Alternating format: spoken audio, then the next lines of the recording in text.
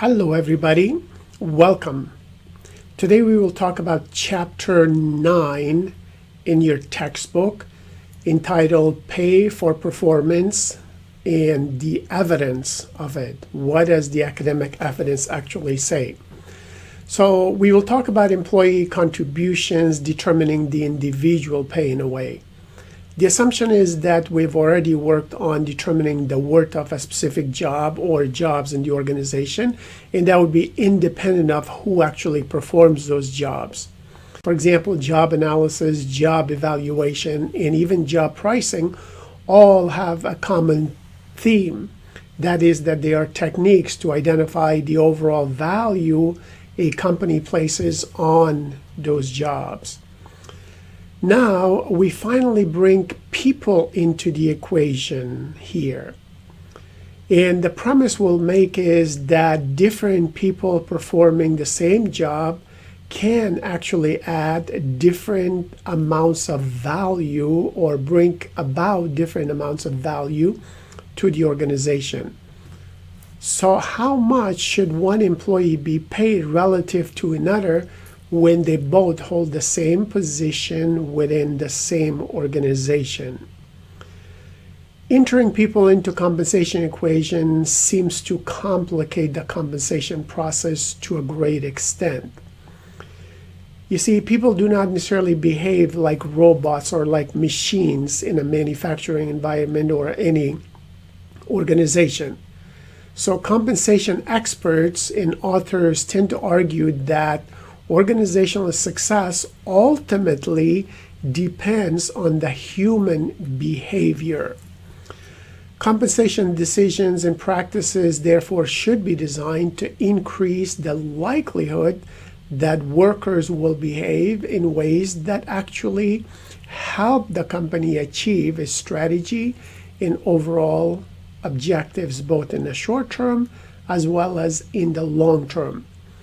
So employee behavior is the subject of today's lecture or discussion. First, we will talk about 4 kinds of behaviors that organizations are interested in that should be identified before you actually discuss any pay strategies. Next, you also need to know the motivational theories in their application into the compensation scheme overall. So the motivational theories that are discussed, they tend to relate to a company's overall ability to motivate certain behaviors that are identified for an organization's employees. Specific attention should be focused on what these theories actually predict about performance-based pay, along with the implications of these predictions as they relate to compensation. The success and sometimes the lack thereof in designing compensation systems to elicit these behaviors is one of those topics that should be reflected upon by every human resource management professional and by managers who are involved in designing compensation, more specifically when it comes to pay for performance. So the lecture concludes with a discussion on the effectiveness of different reward systems that are based on objectives of the pay model, more specifically efficiency, fairness, and overall compliance. So let us begin. Let me throw this question at you. What behaviors do employers care about? So in this case, we're linking an organizational strategy to compensation and performance management overall. Employers today want employees to perform in ways that actually lead to better organizational performance. So you can have a competitive advantage, and so you can gain that competitive advantage in your industry. Organizational strategy is the guiding force, which determines what kinds of employee behaviors we need to perform well and gain an advantage in the industry. One of the companies that you often hear about is Nordstrom. So Nordstrom's department stores are known for extremely good quality merchandise and high levels of customer satisfaction. So this high quality merchandise as well as high level of satisfaction is basically the organization's overall strategy to differentiate themselves from others in their industry.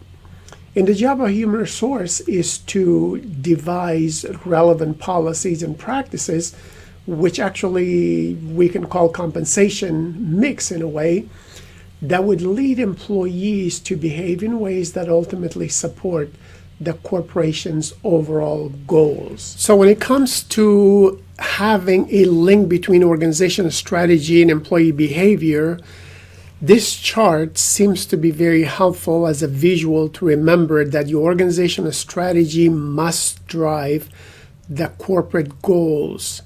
And those corporate goals should be aligned with the strategic business unit goals in every part of the organization, every unit of the organization.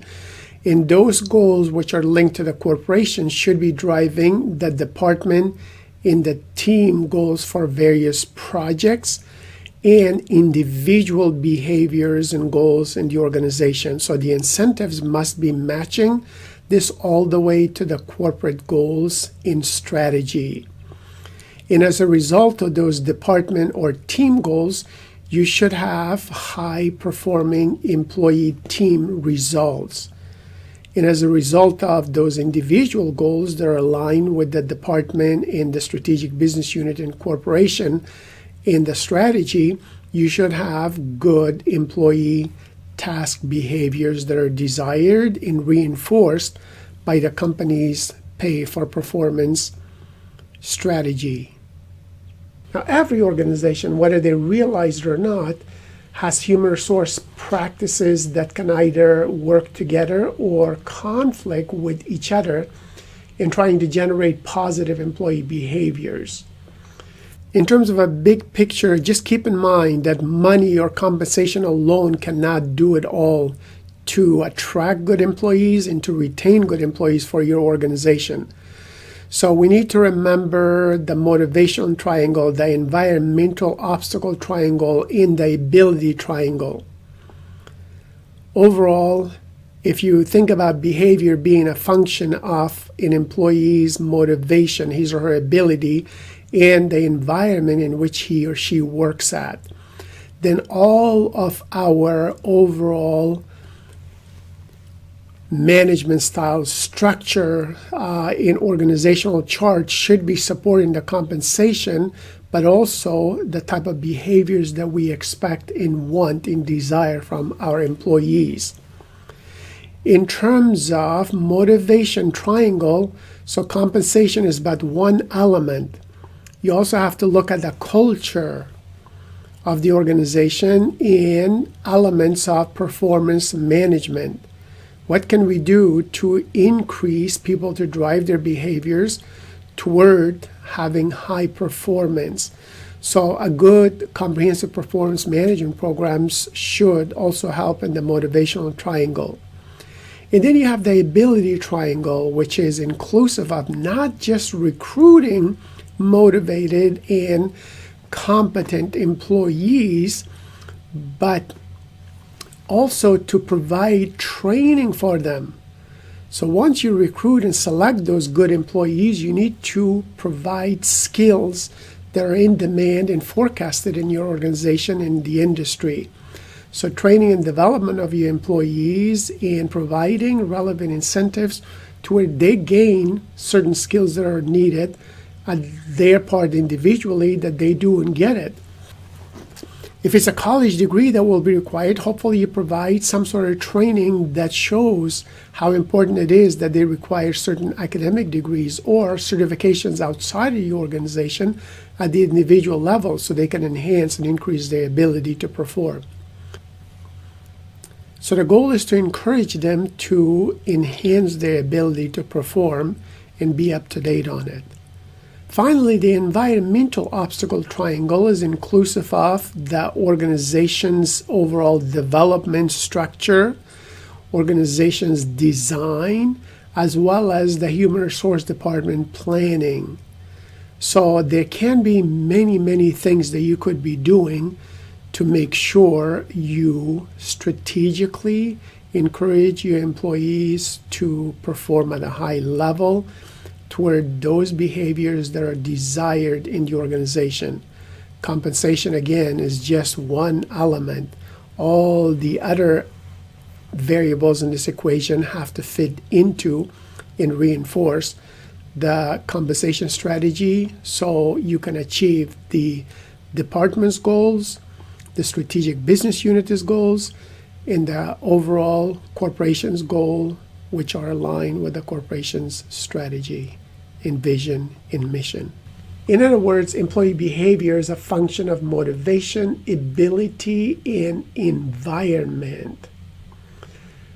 When you're just motivated to succeed, it probably is not enough for high performance.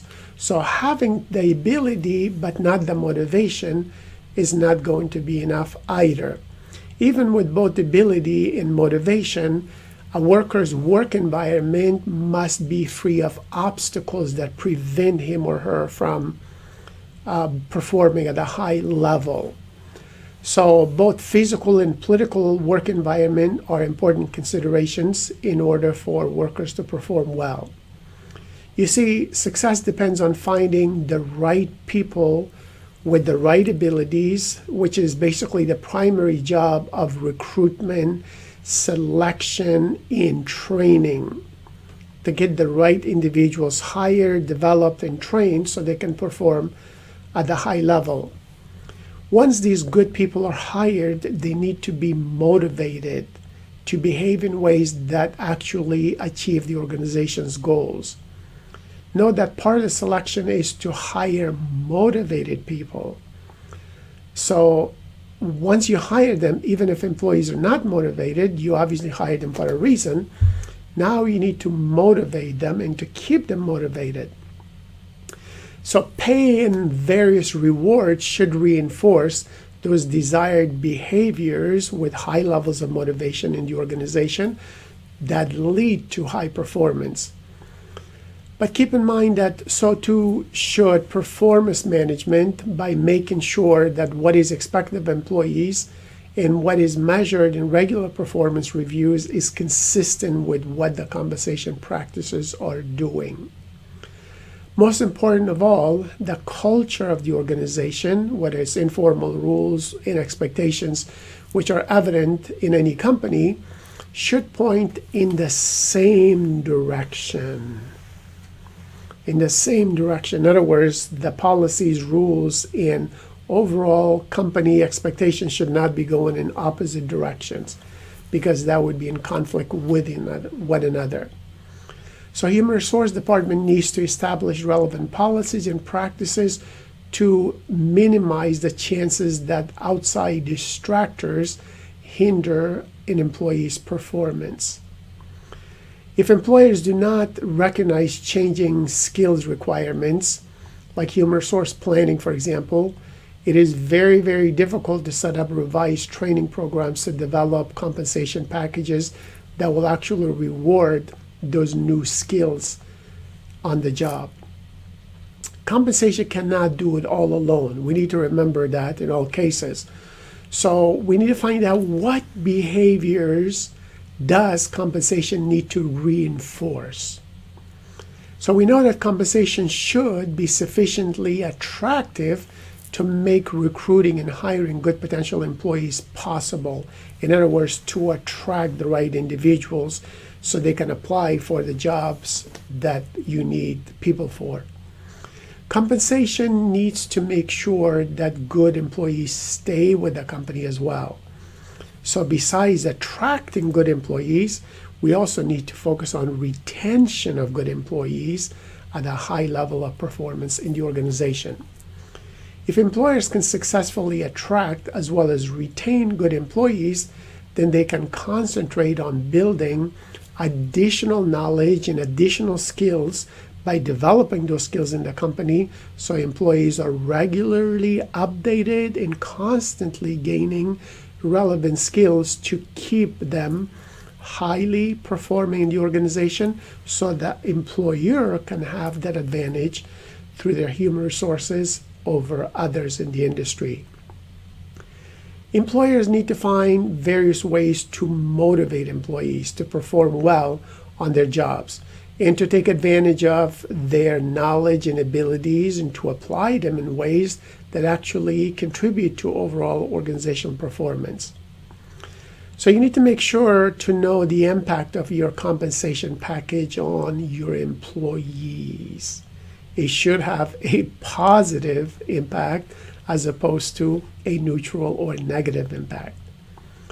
Employers cannot reward performance if they cannot measure it.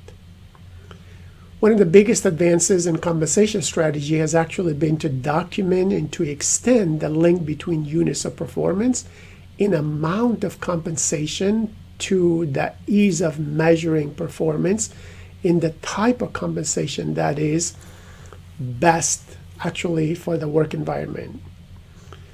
Research suggests that companies are best able to get employees to adjust, to be flexible, and to show a high level of commitment when a broader array of rewards, rather than just money as a direct form of compensation, is part of the compensation package.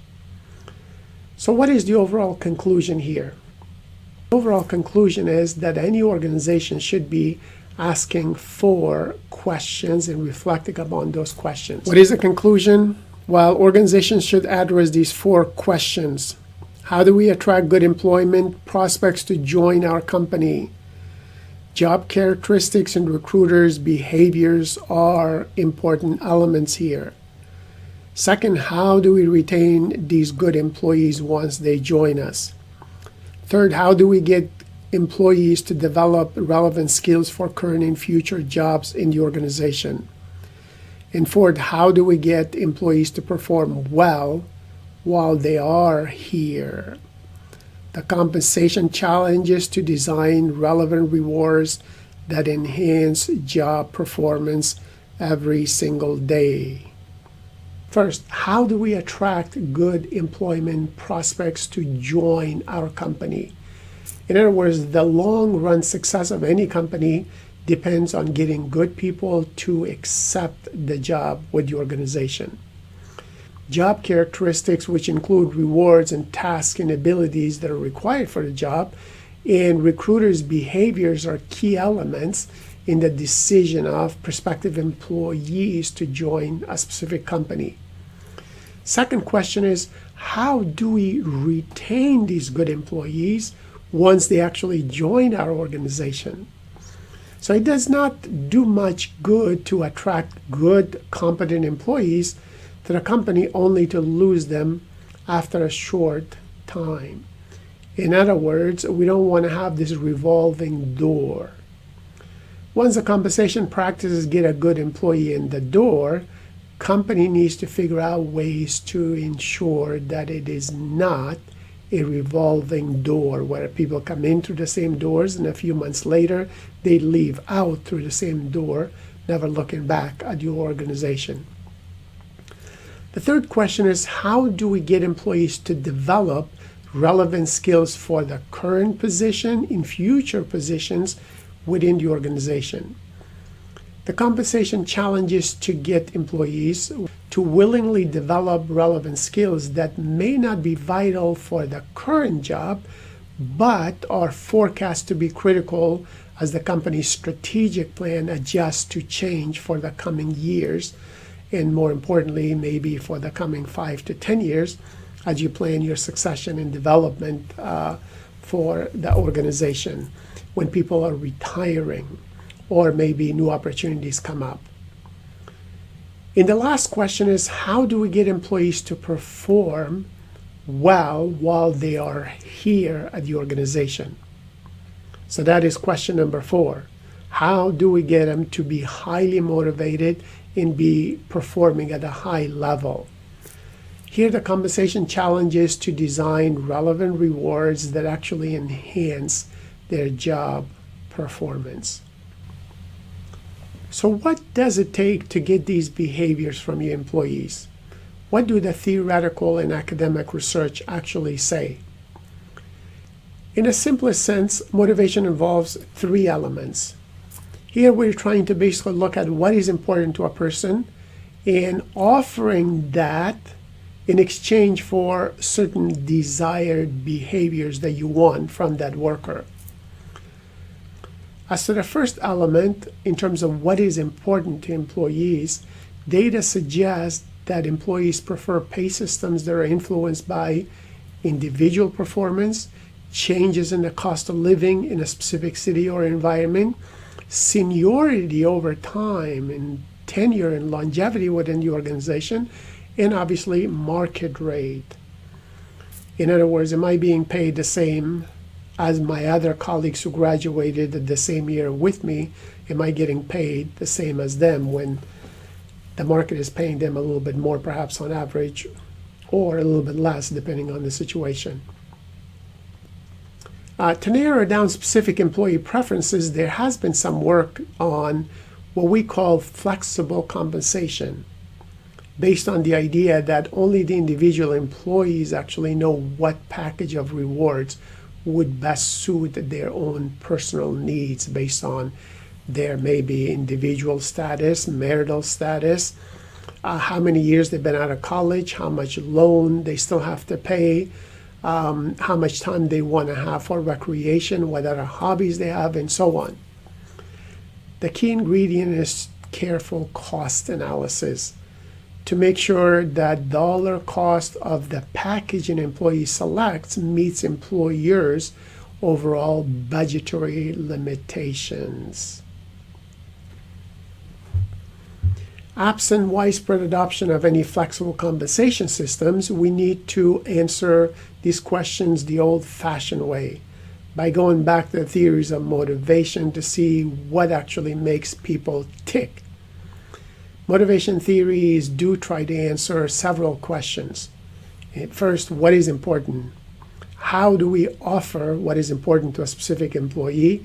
And how does it help deliver certain desired results or behaviors in your department, in your organization? Several of the theories do focus on content theories of motivation. In other words, identifying what is actually important to specific workers. You remember Maslow's and Herzberg's theories, which both fall actually in the category of content theories of motivation, to determine what motivates people. Because people have certain needs, such as physiological security and self-esteem, as well as self-efficacy, that influence their behavior on a given day. Although neither Maslow or Herzberg's theory is clear on how these needs are offered and how they help deliver behavior, presumably if employees are offered rewards that satisfy one or more of their needs, they will behave in the desired ways for the organization. These theories often drive compensation decisions about the breadth and depth of compensation offerings. So flexible compensation, with employees choosing from a menu of pay and benefit choices, or the cafeteria plan, clearly is driven by the issue of employees' needs. The second set of theories, otherwise known as process theories of motivation, can be exemplified by the expectancy theory, equity theory, agency theory, and they all focus less on the needs of employees and more on the second element of motivation, which is basically the nature of exchange or the process in company rewards in exchange for desired employee behaviors. Many compensation practices recognize the importance of a fair exchange. So jobs are evaluated using a common set of compensable factors, in part to let employees know that an explicit set of rules that governs the evaluation process. Employers collect salary surveys data because they want the exchange to be fair compared to external standards. Employers design incentive systems to align workers' behavior with the needs or the desired behaviors of the organization. All of the pay decisions and more owe much to understanding how employment exchange seems to affect employees' motivation. For example, expectancy theory argues that people behave as if they cognitively evaluate what behaviors are possible in relation to the value of rewards that are offered in exchange for their hard work. So according to the expectancy theory, employers choose behaviors that yield the most satisfactory exchange. Equity theory also focuses on what goes on inside an employee's head. It argues that people are highly concerned about equity or fairness of the exchange process. Employees look at the exchange as a ratio between what is expected and what is received. Some experts and theorists say that employees judge transactions as fair when others around them do not have a more favorable balance between the give and get of an exchange. And it could be less favorable balance between the give and get of an exchange. Agency theory depicts employees as agents who enter an exchange with principals. In other words, the owners or their designated managers for the organization. It is assumed that both sides to the exchange seek the most favorable exchange possible and will obviously act opportunistically if they're given a chance. So compensation is a major element because it is used to keep employees in line with regards to those desired behaviors. Employers identify important behaviors and important outcomes, and thereby they pay specifically for achieving those desired levels of each. So these incentive systems actually penalize employees who try to shirk their duties by giving proportionately lower rewards. The goal-setting theory focuses on the third element of motivation, that is the desired behavior that we want. So identifying the desired behaviors and the expected goals to flow from those desired behaviors is the emphasis of a large body of goal-setting research that academicians, students, and faculty members are involved with. Most of the research actually says that how we set goals, or the process of goal setting and the level and difficulty of those goals, can actually influence the performance levels of your workers or your employees. We also have the self-determination theory. The self-determination theory purports to integrate motivation theories under the broad umbrella. The self-determination theory approach believes that employees are motivated not only by reward systems and pay grades, like the extrinsic motivators, but also by intrinsic motivators. Anything that promotes our sense of autonomy, our sense of competence and relatedness is believed to generate the highest quality motivation and level of engagement in our jobs, in our departments overall, in the mission and overall vision of the organization. And ultimately, we should continue to reinforce those behaviors that are desired in the organization.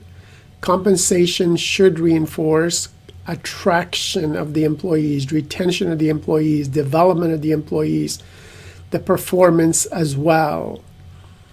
Attraction means it should make recruiting and hiring easier. Retention means it needs to make sure good employees stay with your organization. Development means after attracting and retaining good employees, concentrate on building their knowledge and their skills for future opportunities in the organization. And performance means compensation should motivate employees to apply their abilities in ways that contribute to the overall organization's performance. Keep in mind that the impact on performance measures a sound compensation package. Now let us talk about what does it take to get these desired behaviors from your employees. So what do actually practitioners say about getting these desired behaviors? Well, in the past, compensation people did not ask this question very often.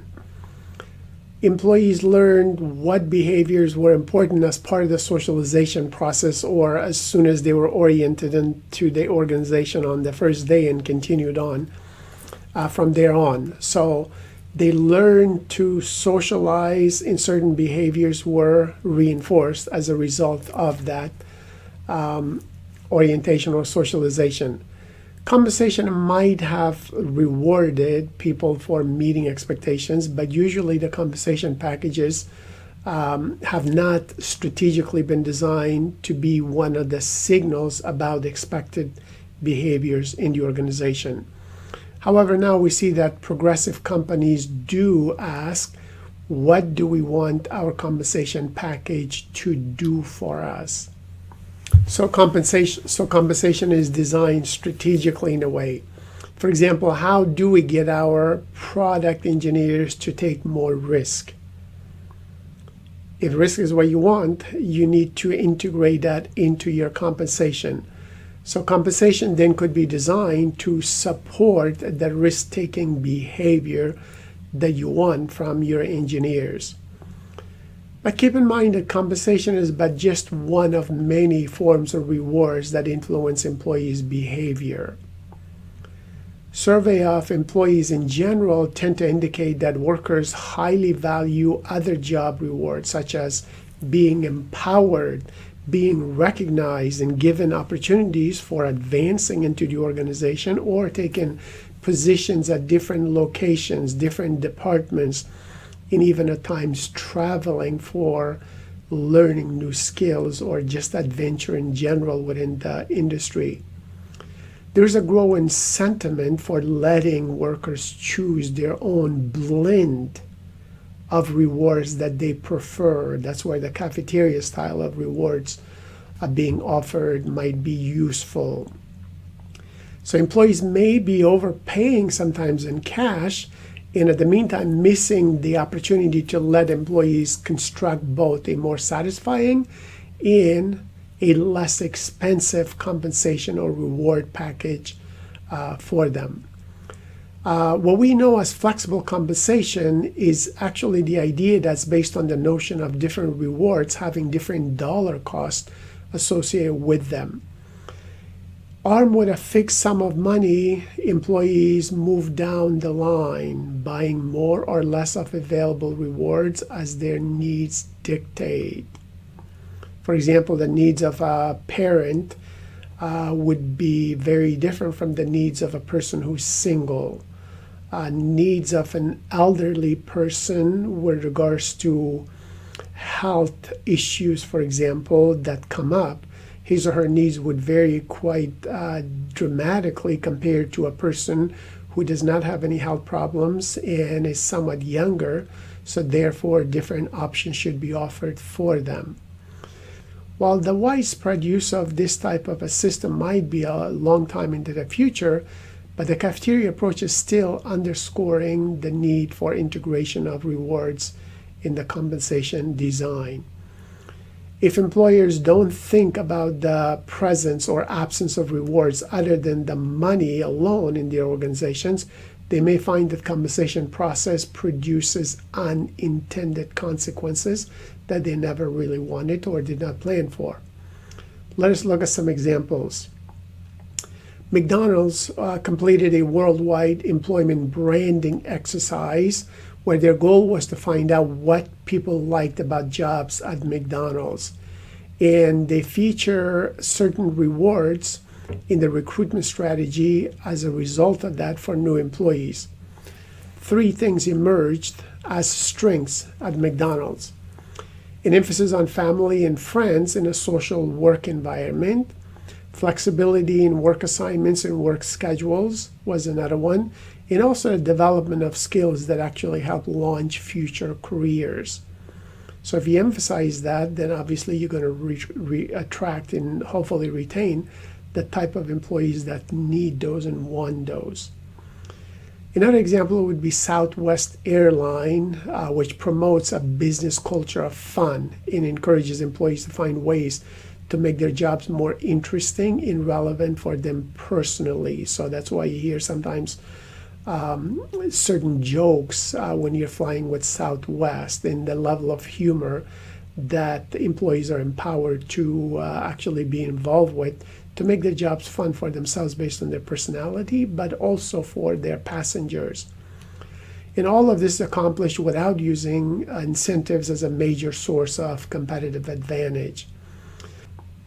So in Southwest case, their pay is not necessarily higher than their competitors in the airline industry, yet it's much easier to recruit top people for their corporate culture who want to have fun and have this environment that motivates them. So fun in a good social environment is a reward for those employees who are desiring those types of work cultures. So those employees would be attracted towards Southwest even if others' incentives are low. Southwest pays by the trip, meaning that the employees earn more if they have more flights and working more hours, in other words. Employees have significant ownership in the company through a discount stock purchase program, and they receive profit sharing checks when the airline is profitable, which is really something that has been there for 45 years now. In 1 year alone, Southwest Airlines paid out about $543 million in terms of profit sharing to their over 56,000 employees. It basically worked out to about an average of $10,000 per employee, which is not bad. So earning more money and profit sharing happens only when the company is doing well. Thereby, employees have an incentive to work harder and do well with higher level of commitment. So this is an example of actually alignment between the interests of Southwest Airlines and the interests of their employees.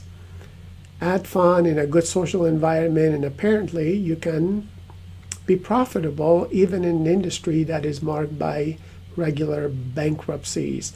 And airline business is obviously tough, and they have gone through tough times, especially during the COVID-19 fears, where basically they lost, in some cases, up to 90% of their passengers immediately when the fears started about COVID-19 coronavirus, and when countries actually stopped allowing people from certain countries to travel into their destinations.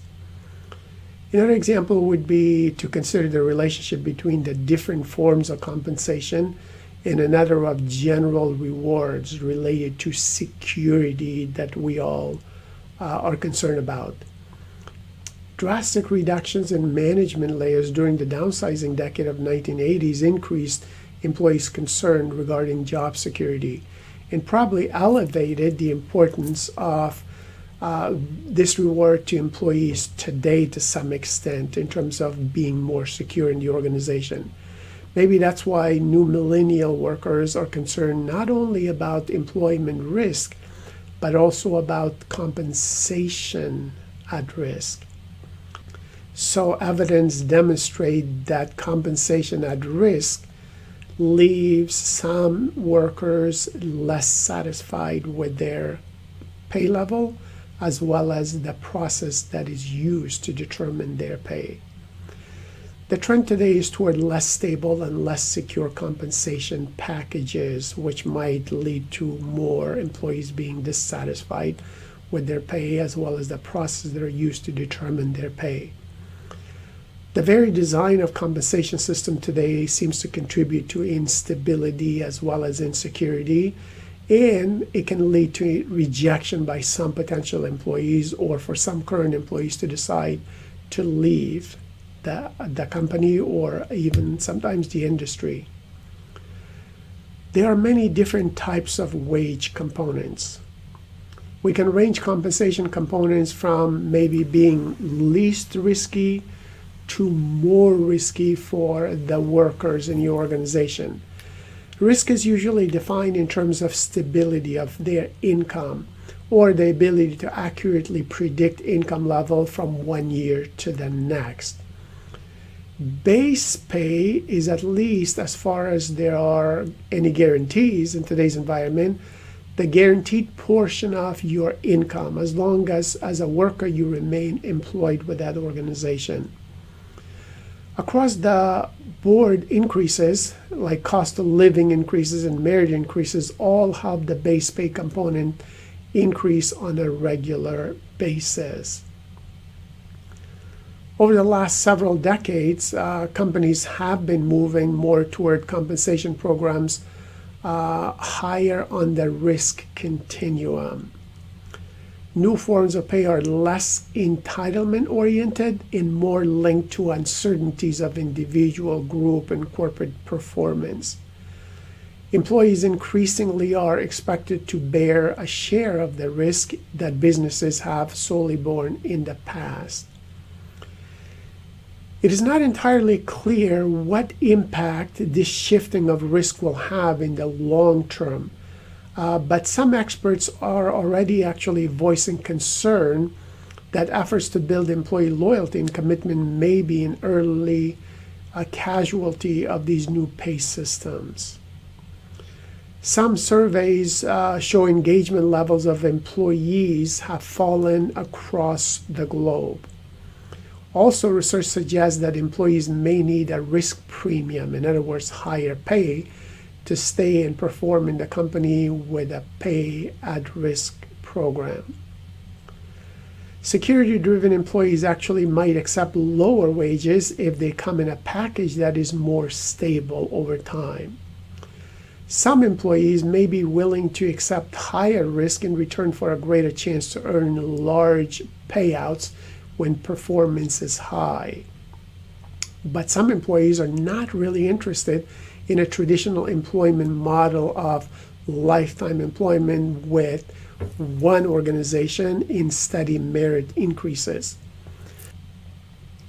So there are pros and cons to each of these approaches, and workers will probably self-select or sort themselves into or maybe out of organizations by their preferences in a given time period.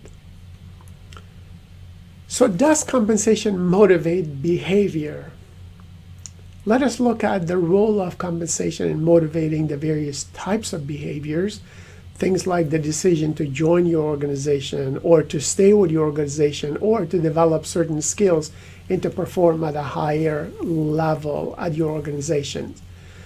We see that level of pay and pay system characteristics do influence a job candidate's decision to join a firm. Being perceived as more objective, it is kind of more easily communicated in the employment offer from the company to the employee. Also, empirical studies do show that job candidates look for organizations with reward systems that fit their overall personalities. Some of the ways that fit is important is linked to various personality traits. So think about people who are materialistic or relatively more concerned about pay levels. So those individuals who will prefer higher cash every single week or every single month or on a salary basis per year. Those with low self-esteem want large decentralized organizations with little pay for performance. There are risk takers. They want more pay based on performance. And those who are risk averse want less performance-based pay. And people who appear to be more individualist or in terms of view of I control my own destiny, they tend to want pay plans that are based on individual performance, not necessarily group performance. Evidence also shows that talented employees are, in fact, attracted to companies that have strong links between pay and performance. One way to get this linkage is to give employees some control over the rewards that they receive from your organization. Most large companies allow some reward choices for their employees. The impact of reward choice is actually positive, up to 40% improvement in performance, but only if the choices available are attractive to the employees. So research supports the fact that offering a choice to your employees regarding various rewards is beneficial. Second, do people stay in a firm or leave because of pay? Well, much of the equity theory research has documented that workers who feel unfairly treated in pay do react by leaving the organization. Employee turnover is much higher for poor performers when pay is based on individual performance. Conversely, group incentive plans do lead to more turnover or your better performers. Data suggests dissatisfaction with pay can be a key factor in turnovers. Too little pay triggers feelings of unfair treatment, which results in high employee turnover. So pay that employees find reasonable do help in reduction of turnover. Even the way an organization pays can impact turnover. Research suggests that some employees are uncomfortable with pay systems that put any substantial future earnings at risk, or pay systems that link less to personal effort and more to group effort, especially in the United States, where we tend to be more individualistic compared to the collective societies like Japan or India or other collective societies. One study found superior performing employees were less likely to leave if they received bonuses. There's no such positive result that was found with pay increases, though, thus changing base pay. Efforts to use different types of compensation as a tool for retaining workers have focused on what is called as scarce talent. If skilled workers are scarce, one way to retain these workers is to develop variable pay that is linked to individual length of stay on a project, to peer ratings, and to project results. A pay-for-performance combination may appeal to scarce talent. Besides money, other rewards also influence the decision to stay with a company. So your retention is influenced by a diversity of different offers.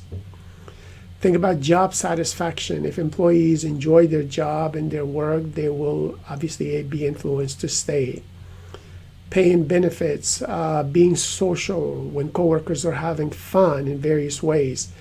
Having higher organizational commitment seems to increase loyalty and also employees staying with your company.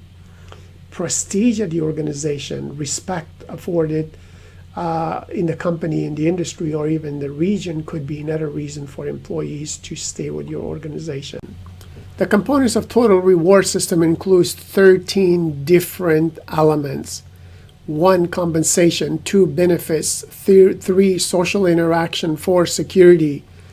Status and recognition. Work variety. Workload. Work importance. Authority. Control. Autonomy. Advancement. Feedback. Work conditions. Development opportunity. So these are all various components of reward system that employees want in their work. So while we have compensation and benefits, keep in mind they're not the only ones. So others are important and they should be supporting your overall compensation plans or as part of pay for performance strategy. So there are a number of elements involved in a good reward system, and you should offer as many of these as possible so your talented employees not only can stay with your organization, but they can remain at a high level of performance. Do employees more readily agree to develop certain job skills because of pay? Well, the answer to this question is not known. Skill-based pay is intended, at least partially, to pay employees for learning new skills that hopefully will help them perform better on their current jobs and adjust more rapidly to demands on future tasks and responsibilities. Evidence is starting to accumulate that pay for skill may not increase productivity, but it does focus people on believing in the importance of quality and in turning out significantly higher quality products in the department. Do employees perform better on their jobs because of their pay? Well, we know that a well-designed plan that links pay to behaviors of employees generally results in better individual as well as better organizational performance. One study looked at the HR practices of over 3,000 companies, and they asked the question of, did the company have a formal appraisal process? Was the appraisal actually tied to the size of the pay increases? And did performance influence who would be promoted? And overall, the research shows that awarding employees for performance pays off. Studies looking at merit pay show performance increases when pay is tied to performance. So overall, studies looking at merit pay do show that performance increases when pay is tied to performance. One of the studies of 841 union and non-union companies found that gain sharing and profit sharing plans, both were designed to link pay to performance, did increase individual as well as team performance about 18 to 20%, which is not a bad increase at all. Also, a review of 26 studies gives high marks to profit sharing plans. Organizations with these types of plans had 3.5 to 5% higher annual performance. However, some critics argue that incentives are both morally and practically wrong. The moral argument suggests that incentives are flawed because they involve one person controlling another person. The counter-argument to this notes that employment is a reciprocal arrangement. Some people suggest that incentive systems can actually harm productivity, which is decidedly a negative practical outcome. And some people argue that rewarding a person for performing a task reduces interest in that task. In other words, the extrinsic rewards or money reduces intrinsic motivation or rewards, and that is the enjoyment of your task for its own sake. Should we tie pay to performance? Well, not necessarily always. Employers are less likely to offer performance-based pay when the job involves multitasking and important quality control issues, and when it involves teamwork. In all cases, performance is harder to measure, and employers shy away from linking pay as a consequence. However, we could break the issue down to a series of different questions. The first question should focus on an obvious but often overlooked issue, and that is, do employees think any link at all should be made between pay and performance? While substantial evidence indicates that management and workers alike believe pay should be tied to performance, some researchers asked 180 managers from 72 different companies to rate 9 possible factors in terms of importance they should receive in determining the size of salary increases. This group of 180 managers believed that the most important factor for salary increases should be job performance. Another way to make the pay for performance argument is to look at the ways HR professionals try to cut costs. At the top of the list, create greater distinction between high and low performance. In other words, do pay for performance because people who are high performance oriented, they will leave if you're not paying them for their performance. The role that performance levels should assume in determining pay increases is less clear-cut for blue-collar workers. Unionized workers prefer seniority rather than performance as a basis for pay increases. Part of this preference may stem from a distrust of subjective performance measurement systems that are often conducted by managers, and sometimes inexperienced managers make even more mistakes with regards to these performance appraisals. Some evidence also suggests that women and minorities might prefer allocation methods that are not based on performance necessarily. Again, it might be linked to inappropriate appraisals and discriminatory practices. It's probably a good thing that, in general, workers believe pay should be tied to performance because the research suggests that this link does make a positive and significant difference. And the difference may actually translate into bottom line results as well. In one study of over 3,000 companies, there was convincing evidence which showed that linking pay to performance has a positive impact on the overall bottom line of the organization. Over a 5-year period, such practices can increase per employee sales by as much as $100,000. How does this performance improvement actually occur? One view suggests that linking pay to performance occurs through two mechanisms: incentive effect and sorting effect. Incentive effect means pay can motivate people to perform better.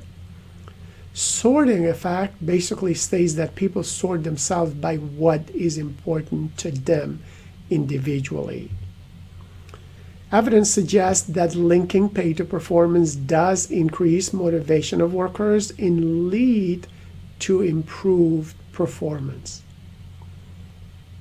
Choice of pay systems also influence productivity through the sorting effect. People sort themselves into or out of organizations based on a preference for being paid based on personal performance, or perhaps something else. Higher ability individuals are attracted to companies that will pay for performance. High performance will also leave companies that do not reward their high performance. Compensation experts estimate that every dollar spent on any performance-based pay plans tend to yield about $2.34 more in organizational earnings. Before managers and employees rush out and develop a variable pay component to the compensation package, though they should recognize that these plans can and at times do fail. Sometimes the failure arises ironically because the incentives works very, very well, which leads employees to exhibit rewarded behaviors to the exclusion of other desired behaviors. One embarrassing incident is what actually haunted Sears for much of the early 1990s. So we know that poorly implemented incentive pay plans can hurt rather than help an organization. So be very careful in terms of how you design these pay for performance incentive plans. Let us now talk about designing a pay for performance plan. The pay model suggests that effectiveness is dependent on 3 factors, and that was efficiency, equity, and compliance. Efficiency involves several general areas of concern which relates to strategy, the structure of the organization, and the standards for the organization. A pay-for-performance plan must support the overall corporate objectives. The plan should be cost-effective and it should help the organization improve the quality of its overall services or product offerings, that they make to consumers, to vendors, to suppliers, or to anybody as part of the value chain. The plan should also link well with the HR strategy and objectives of the organization. The plan should address the most difficult question of all: how much of an increase makes a difference for us in today's environment? While there are very few hard data or research on this question, most experts, authors, researchers do agree that employees do not begin to consider changing behavior unless payouts are at least 10% higher, with 15 to 20% more likely to evoke the desired response fairly quickly. In terms of structure, we need to know, is the structure of the organization sufficiently decentralized to allow different operating units to create flexible variations on a general pay-for-performance plan? For example, when we look at IBM, we notice that they adopted the performance reviews to the different needs of different units and the managers within those different units, which resulted in a very flexible system for them. Managers in every organization obviously have a budget, which limits their hands to what they can do or how much of an incentive they can offer, or even how much of an increase they can offer. They also receive some training on how to conduct reviews, but more importantly, they often receive a philosophical mandate, which basically tells them to differentiate pay for star employees relative to those who are considered to be average performers. Otherwise, you would risk losing your best or top performers in the organization. In terms of standards, we know that operationally the key to designing a pay-for-performance system tends to rest on the specific standards. Specifically, employers need to be concerned about the objectives, the measures that are used, eligibility, and funding. So let's look at each of these areas. With regards to objectives, are they specific yet flexible? Can employees see that their behavior influences their ability to achieve objectives, sometimes called the line of sight issue in an industry? In terms of measures, make sure to know, do employees know what measures, in terms of individual appraisal, peer reviews of team performance, corporate financial measures, and so on, will be used to assess whether their performance is sufficiently good to merit a payout or an increase or a pay for performance that goes beyond the average. In terms of eligibility, how far down the organization will the plan actually run? And in terms of funding, will an organization fund the program out of extra revenues that are generated above and beyond some preset standard? If so, what happens in a bad year? Let us discuss the equity and fairness now. Two types of fairness are concerns of employees usually. That is distributive justice and procedural justice. In terms of distributive justice, fairness in the amount that is distributed to employees is the concern. Does an employee view the amount of compensation received as fair? Perceptions of fairness usually depend on the amount of compensation that is actually received relative to input compared against a relative standard. Research suggests that employees do look at the relative distribution of pay. And some evidence also points to the fact that narrower ranges for pay differences can actually have positive impacts on the overall performance of the organization. With regards to procedural justice, employees are concerned about the fairness of the procedures that are used to determine the amount of rewards that they receive for the work that they do in your department. So managers have somewhat more control over this type of equity in terms of procedural justice. And empirical studies do suggest that organizations using fair procedures and having supervisors who are viewed as fair in the means they use to allocate rewards are perceived as more trustworthy, and they command higher level of commitment from their employees. Some research even suggests that employee satisfaction with pay may depend more on the procedures used to determine pay than on the actual level that is distributed to employees. So procedural justice is very important in terms of how employees see themselves in the pay that they receive overall in the organization.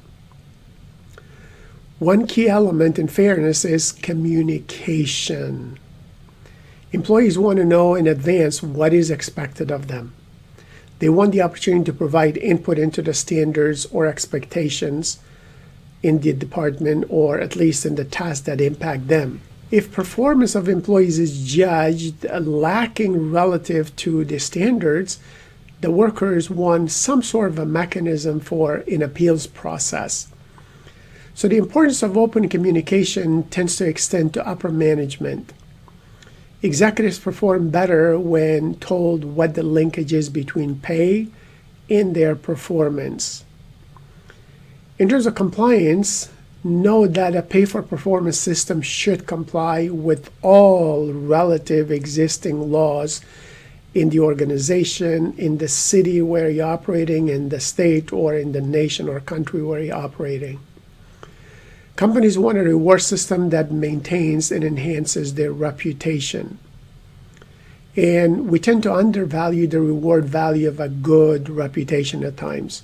So make sure you have a reputation for not just being trustworthy and fair, but also paying your employees perhaps equitably and being a good employer so you can attract good employees in the future and also retain good employees that are highly performing at all times. As a summary of this chapter, let us focus on companies which focus heavily on cost-saving strategies to be competitive in today's workplace. So we can identify both monetary and non-monetary ways of cost savings that would actually be relevant to a compensation person's job. While focusing on cost-cutting strategies to remain competitive, employers need to take into consideration many factors that motivate employees to perform better, to remain competitive, and not leave their current jobs. So if you ever put into this position of looking at what strategies you need today to remain competitive in terms of cost-cutting or compensation overall, keep in mind that compensation is but just one of many rewards that influence employees' behavior. Sometimes this important concept is missed by compensation experts. Surveys and studies clearly point to the fact that workers highly value other job rewards, such as being empowered, being recognized, and having opportunities for advancement in the organization or even in the industry. And there's growing sentiment for letting workers choose their own blend of various rewards from among elements such as compensation benefits, Social Security, and others that your organization can offer. Companies may also be overpaying in cash and missing out that opportunity to let employees construct both a more satisfying and maybe at times less expensive reward package for themselves. This is also known as cafeteria compensation. The idea is based on the notion of different rewards having different dollar costs associated with them for employees. Let us assume that you're supervising in a company that is a low payer relative to your competitors. If you are put in this position, keep in mind that there are many things that you have control over to increase the likelihood that good workers will come to your company and feel fairly treated at the organization. Keep in mind that oftentimes, as a supervisor, the base pay or pay for performance, if one exists in your organization, and other benefits and rewards cannot directly be controlled by you. These are decisions which are affected by upper management, external factors such as competition, economic factors, and others that are way beyond your control as a middle manager, as a supervisor, or even sometimes as a senior manager, because you're not working in the human resource department, you're not the chief executive officers of the organization. As a supervisor, you cannot control elements of distributive justice either. However, you can ensure that the factor of procedural justice is designed and correlated in a manner that encourages the feelings of fairness in your employees. Employees are concerned about the fairness of the procedures used to determine the amount of rewards that they receive. Workers expect procedural justice every single day. Evidence suggests that companies using fair procedures and having supervisors who are viewed as fair in the means that they use to allocate various rewards are in fact perceived as more trustworthy and command higher levels of commitment. Some research even suggests that employee satisfaction with pay can depend more on the procedures used to determine their pay than on actual level that is distributed to them. So a key element in fairness is to communicate with them often in an effective manner. Employees want to know in advance what is expected of them. They want the opportunity to provide input to the standards and expectations that affect them.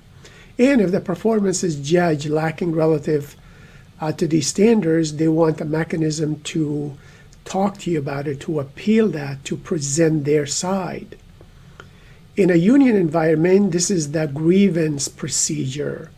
Something similar needs to be set up in a non-unionized environment where your employees do have an opportunity to tell you that their evaluation is wrong, or maybe something was not seen as part of the evaluation criteria or the review process. Overall, when you're designing a pay for performance plan, keep in mind efficiency, equity, and fairness in compliance. Efficiency involves strategy, structure, and standards. Equity or fairness includes both distributive justice and procedural justice.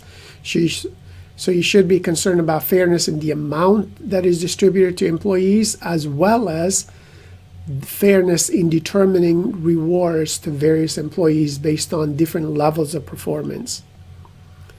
And an important key element here is good communication between the managers and the organization and the employees.